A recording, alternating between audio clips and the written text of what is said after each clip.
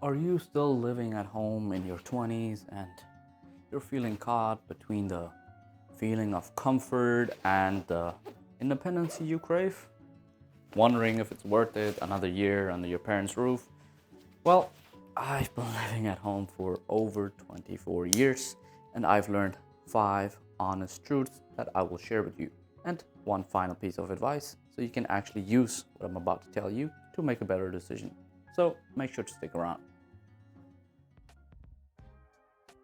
This is probably one of the biggest reasons why people do end up moving out from home. Living at home means living by your parents' rules. Why don't you ever clean your room? I'm recording a video right now. Okay, but can't you record later? No, I'm recording right now. Okay, fine, then just clean your room after. Okay. No matter how independent you've become, no matter how much you have achieved, home still comes with family expectations. You're living at their table, under their roof, and in their rhythm. But does that mean it's impossible to set up boundaries and feel like an actual adult at home? Imagine this. You are ready for a night out with your friends. You just got ready, you're excited to have a good time. But then you remember there's actually a curfew in place and you have to be home by 9. You've had the conversations, you have established yourself as an adult, but still, it kind of feels like you're stuck in a loop. The more you push to live on your own terms, the more resistance you face. They want you to be home by a certain time, they tell you the things they want you to do the way they do them, and they comment about every single thing in your life, from hobbies to friends to partners. After some time, even the smallest things like where you put your keys become daily frustrations. And even if all of this can help you to learn, set and uphold boundaries, and how to communicate better, which are great skills to have later on in life, I did come to the conclusion that while it's possible to improve respect and communication within a family, changing the core issues is incredibly hard. Since it's not your place, you will also have to adjust to the preferences of your parents when it comes to almost everything. Don't cut it like this, cut it like that. Don't put this here, put it here. Turn the music down. Why don't you have a job? Why are you not married? And the list goes on and on and on. Being judged for every single thing you do or don't do can lead to massive frustration. Maybe you're changing up things in your life and you don't want everyone to comment about it. It's also kind of weird to have every single detail of your life out there for display and having to go into a private room to make a call because you don't want everyone to know everything. And even if all of us know that most of the time this comes from a place of caring and loving, it can still be quite exhausting. Having your own space can give you the freedom to finally just live the way you want to live it, with your rules, with your system, with your schedule, however you want to do it. And that can be both freeing and overwhelming because there will also be nobody else that will remind you to clean up after yourself anymore. There will be nobody that cooks for you when you're sick. There will be nobody that reminds you of your appointments. Living alone is definitely a big task, and you will have to learn to take on responsibilities and do those things for yourself and find structure for your life. But what about when things get truly toxic? For some, living at home can be more than just typical rules, and it gets into really harmful dynamics. If, for example, you're living in an environment where there's constant criticism, lack of respect for boundaries, and just for you as a person, then those things can have a lasting impact on your mental health, and you should definitely do something about it. What do you mean by mollycoddling? What I see, and I'm talking about people that I know and people that will speak to me, is that anyone who had a tough childhood are then trying to create a scenario for their child where that child experiences no pain. They no longer respond to the child needs. They're coming from their own anxieties. Yes. So mollycoddling has got nothing to do with the child. It has to do with the anxieties of the parents. That kid is going to download the anxieties of the parents. So mollycoddle kids become very anxious and very scared and very ungrounded in themselves. On the other hand, it's not possible to love kids too much. Sometimes the only solution is to create physical distance by moving out. By having the space to live your life at home the way you want to, you will be way more balanced out when you do end up talking to each other. And in the back of your mind, you will always know that you have a safe space to return to whenever you feel like you need to. But if you make your decision only based on this first part, then you will make a fast decision that you might end up regretting. So it's important to consider this next part. The single biggest reason why people don't move out is Money. Let's be honest, this is what life feels like lately.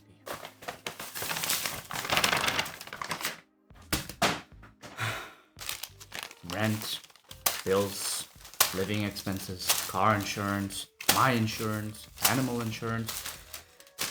It feels impossible to take on all these expenses alone, especially nowadays after all these increasing prices and still the effects of COVID. So it only makes sense to stay with the practical safety net of home, right? But what if I tell you that staying with the financial security net of home will actually end up costing you more in the long run? Yes, you can take this time to build up some savings for the future or take that trip to Japan that you've been thinking about, maybe pay off your debt before starting your own life. But what if this financial safety net actually encourages you to live a lifestyle that you normally couldn't afford? Maybe you're putting off job opportunities or additional responsibilities because for now there's no real pressure to move forward. Are you really building towards your financial goals, or are you just enjoying the extra cash? By setting clear financial goals, you could turn this time at home into a powerful stepping stone into the life that you want to build. Living at home could give you a safe space to learn how to manage monthly expenses, monthly savings, learn how to invest, and all those kind of things. So, therefore, it might be a smart choice. another major advantage of still living at home is the freedom to pursue a much riskier career path or pursuing interests that might not bring a monthly paycheck.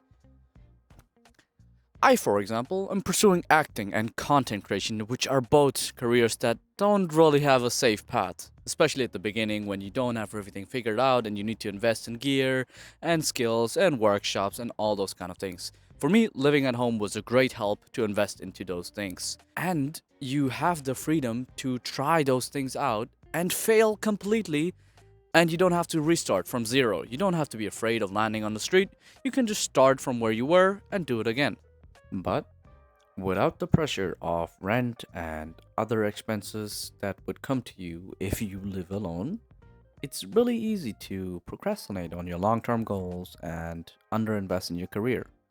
So ask yourself, are you actually still taking steps into the future that you want? Or are you enjoying the comfort of home and throwing away all your money for food and clothes and living a lifestyle that you cannot afford? Do you still pay rent? Do you still get your own stuff? Do you still get groceries? Or do you fall back into that parent-kid dynamic where they get everything for you? If you're honest with yourself in this and you don't use this as an excuse, then living at home, even in your mid 20s, can be a great opportunity. And why the hell not save up some extra cash for later? But before you start planning, there's another huge factor we haven't discussed yet that will definitely influence your decision. Factors outside of our control that might feel like an unfair burden, but we cannot just ignore them. Something like family obligations or expectations from cultural backgrounds. For example, if you come from a background like mine, moving out in your 20s, especially if you're unmarried or you're not moving for study or work, it might seem irresponsible and unconventional, like you're running away from the things that are yours to do.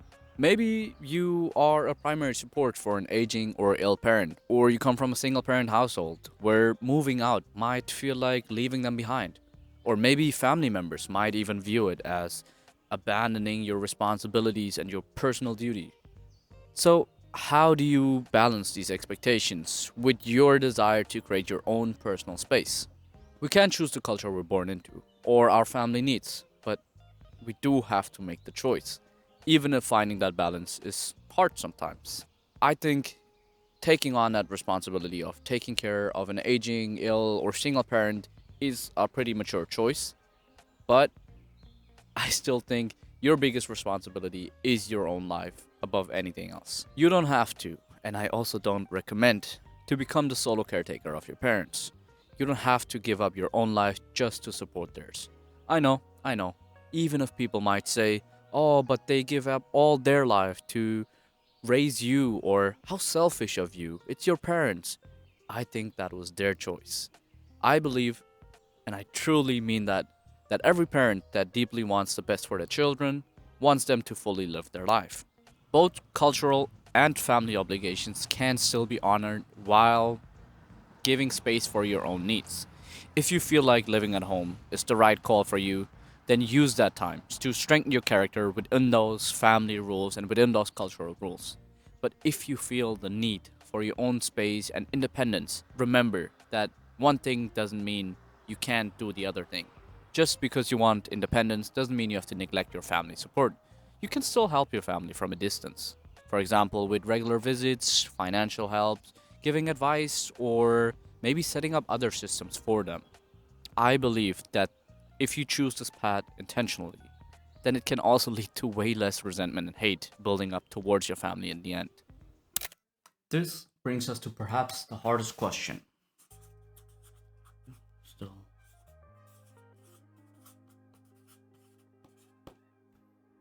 or has comfort stopped you from discovering your full potential? People that have already moved out once and then had to move back home might know this feeling very well. Trying to fit back into a box that's just not you anymore. A box that you have long outgrown. And be this person that maybe you're just not anymore. But I wonder, is it possible to still grow at home? Or do you have to leave the comfort zone? Staying at home for too long will hinder you from growing the resilience that you need in life to solve problems, to withstand hard times. It's like you're a piece of bread that's been on the shelf for too long. You will end up going bad. You will also lack the confidence that comes from knowing that you're your own boss, that you pay your own bills, you solve your own problems, you cook your own meals. You know, you could also try to do all those things at home, making a meal plan, making chore plans, making a cleaning plan, and all those kind of things, and also pay rent, which I highly recommend. But I do see myself always falling back into those old patterns where I start letting my mom cook, or I stop getting groceries myself just because it's easier. It's important to learn these skills into adulting early on. And if you live in an environment where you have a safe space where you can try out these skills with someone who will help you only in case you will need them to, and who will not expect you to be someone you're not, then that might actually be a great chance. And why not stay a little longer and learn a little more? There's absolutely no shame in it. But if it's the opposite, and you live in an environment where everything gets taken care of for you, or you get punished for every time you try to do things yourself, but it's not the way they would like you to, then this will actively hinder your growth and will give you a much harder time when you do end up moving out. Now, this final part brings everything together and gives you the last crucial perspective before making a decision.